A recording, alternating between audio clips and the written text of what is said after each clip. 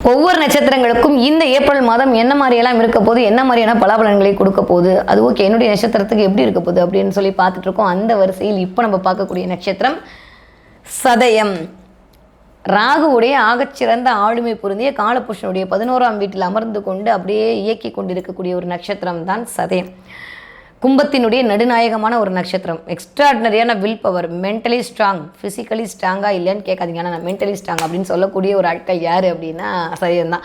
உங்களுடைய மனோதிடத்தால் மட்டுமே நீங்கள் முன்னுக்கு வந்திருக்கிறீர்கள் என்பதுதான் சத்தியமான உண்மை. அந்த அளவுக்கு மென்டலி ஸ்ட்ராங். யார் எவ்வளோ அடித்தாலும் தாங்குவேன் வா அப்படின்னு சொல்லிட்டு அப்படி இந்த ராகு வேற மாதிரியான ராகு.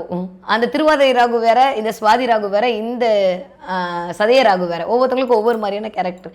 இந்த சதய ராகு எப்படி அப்படின்னா அமைதியாக இருந்து எல்லாத்தையும் உள்வாங்கக்கூடிய ராகு.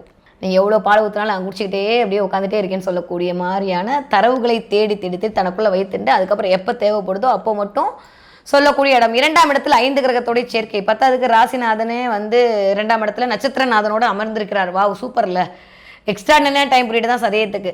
நிறைய பேருக்கு கொஞ்சம் உடல்நிலை சார்ந்து மட்டும் கவனமாக இருக்கணும். இடுப்பு கிட்டே இருக்கிற இடம், வயிறு, மூச்சு விடுறதுல பிரச்சனை. ஏன்னா ராகு வந்தாலே கொஞ்சம் ப்ரீத்திங் ட்ரபிளை கிரியேட் பண்ணும். ஏன்னா புதனோட சேர்ந்துருக்கனால கொஞ்சம் மூச்சு விடுறதுல பிரச்சனை.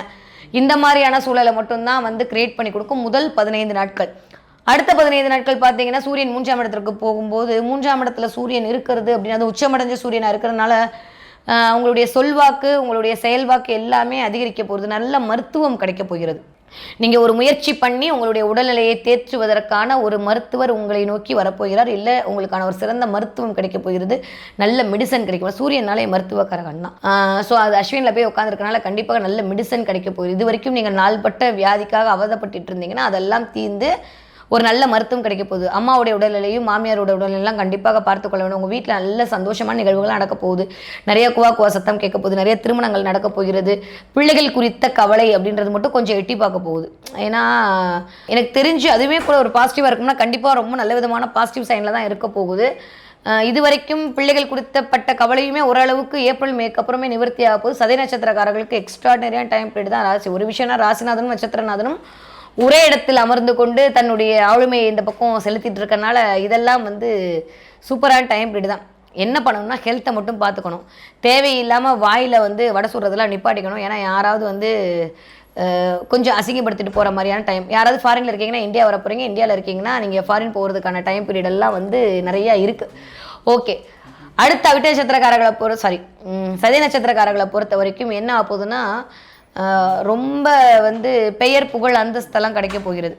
அதுக்கான முகாந்திரங்கள் எல்லாமே தெரிய போகுது. சூப்பராக இருக்க போகுது சதய நட்சத்திரக்காரர்களுக்கு. ஓகே, எதில் கவனம்னா நான் சொன்ன மாதிரி உடல்நிலையில் கவனம், குழந்தைகளுடைய உடல்நிலையில் கவனம். அதுதான் 2 விஷயம் தான். உங்களுடைய உடல்நிலையும் குழந்தைகளுடைய உடல்நிலையும் கவனமாக இருந்து விட்டீர்களே ஆனால் கொஞ்சம் மருத்துவம் பார்க்கறதுக்கான டைம் ஹாஸ்பிட்டல் போகிற அளவுக்கு இல்லாமல் வீட்டிலேயே கொஞ்சம் ட்ரீட்மெண்ட்லாம் பார்க்குறது மாதிரியான சின்ன சின்ன செலவுகள்லாம் வரதுக்கான டைம் பீரியடாக இருக்குது. அதை மட்டும் கவனிச்சுக்கோங்க. முதல் 15 நாட்கள் ஏப்ரல் 15 தேதிக்கு அதுவுமே ரொம்ப நல்லா இருக்குது. ஸோ கவலைப்படுற அளவுக்குலாம் ஒன்றுமே இல்லை.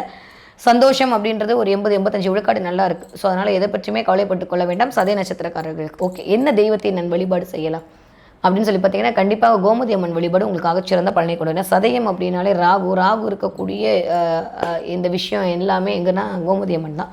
ஸோ கோமதி அம்மனை பிடிச்சிக்கக்கூடிய சதய நட்சத்திரக்காரர்களுக்கு இல்லை அப்படின்னா தலையில் நாகம் சூடிய அங்காள பரமேஸ்வரியை பிடிச்சிக்கக்கூடிய சதய நட்சத்திரக்காரர்களுக்கு உங்களுடைய முயற்சிகள் அனைத்தும் பலித்தமாகக்கூடிய காலகட்டத்தை கண்டிப்பாக அம்பிகையின் அருளால் நடந்தே தீரும்.